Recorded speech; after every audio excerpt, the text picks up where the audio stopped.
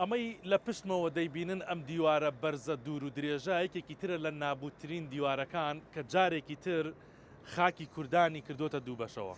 ئەمە ئەوەی پشتمەوە شاری نووسێبینی باکووری کوردستانە، ئەمەشی کە ئێستا لێیم قامیشلۆی ڕۆژئاوای کوردستانە. ئەو دیوارەی پشتمەوە لە ساڵی 2015 دەستکرا بە دروستکردنی کە درێژەکەی 911 کیلۆمەترە. دیوارەکە بە کامێرای حراری و بە بورجی جۆراوجۆر و بە تەواوەتی یعنی تند و تۆڵ کراوە، کەس بۆی نییە بپەڕێتەوە.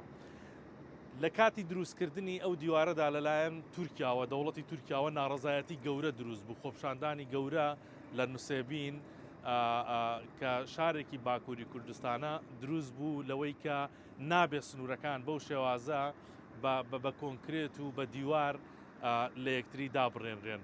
بەڵام سوودی نەبوو. لە ساڵی 2016 بەشێکی زۆری دیوارەکە تەواو کرا، دواتریش لە ساڵی 2019 بە تەواوەتی بە درێژایی نزیکەی 1000 کیلۆمەتر ئەم دیوارە جارێکی تر وەکووتم سنووری خاکی کوردانی لە یەک جا کردوێتەوە.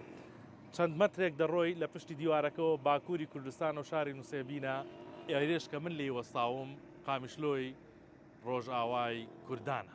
جا ئەمەوێ ئاماژە بەوەش بکەم ئەو دیوارە هەرچەند بەرز بێ، هەرچەند تەلی دڕکاوی بەسەرەوە بێ، بەڵام لە کاتی قەزەیەکی وەکو ئێستای ڕۆژاوایە لە چەند ڕۆژی ڕابردوودا بینیتان چۆن خەڵکی باکوور لە شاری نووسێبینەوە دیوارەکەیان بەزاند و بەلێشاو ڕویان کردە قامیشلۆ بۆ ئەوەی پشتگیری لە براو و خوشکەکانیان بکەن لە ڕۆژاوای کوردستان.